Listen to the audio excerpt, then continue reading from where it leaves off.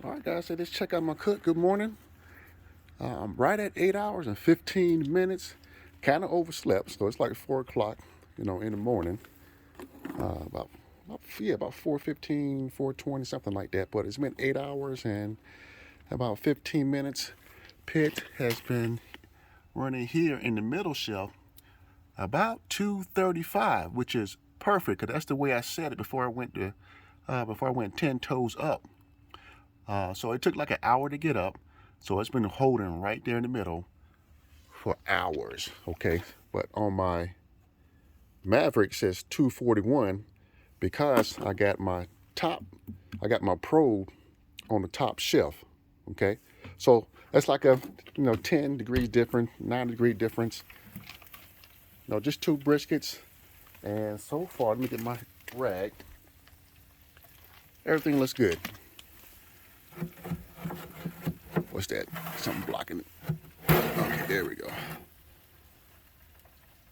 So this is 8 hours, no spray, no anything, no touch. Just leave it alone and let the pit do its job. You see why I got my probe at, which is on top.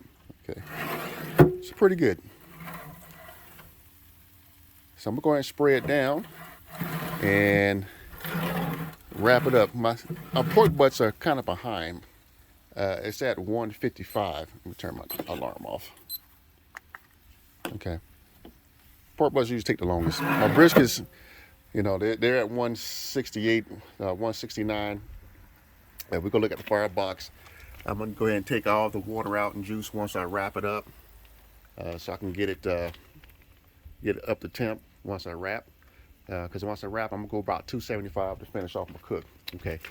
And then once I get done, once I put it once it's time for me to wrap, guys, this is all I do.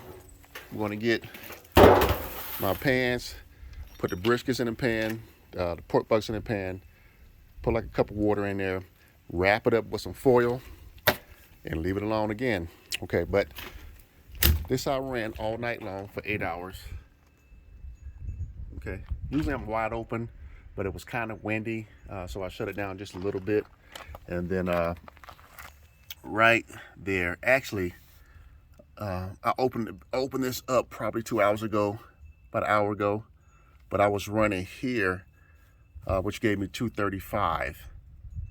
So I set it. Once I got into my target temp, I was at 190 is when I started shutting it down to right there, and then just crept up slow. So it's been holding there for hours. Let's check out the firebox. Okay. Okay, let's see. Okay, so plenty of fuel left. Like I said before, of course that's going to burn off. That was half was going to burn off, and I'm still going to have a lot left fuel left over. Okay, but 8-hour cook, and I'm pretty sure I got another 2 hours just with this alone, running at 235. Okay, I'm gonna add probably another 2 pounds to get it up to 275, which I can. Just open up your door, open up your ball valve, it'll spike back up. It'll spike up pretty fast. You can see already the flames are starting to kick up a little bit. Let's see. Turn the light off. See? Let me pull it out. There we go. Plenty of fuel. All right. Let's turn this light back on. Okay. Last look at the briskets. Oh, and you know what? I got to get me a taste.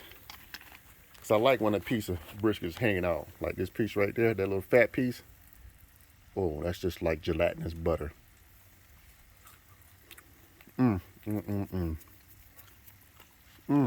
Smoke goodness. I'm telling you guys, you don't need a lot of wood in these cabinet smokers. Because the smoke is just circulating in here.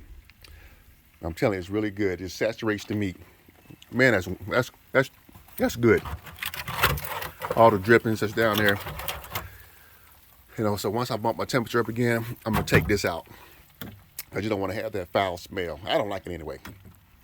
All right, guys, that's the battle box. Does the job When you need good sleep, count on the Battle Box. All right, guys, got to go. Blessings to you, and I will bring you back on my next smoke.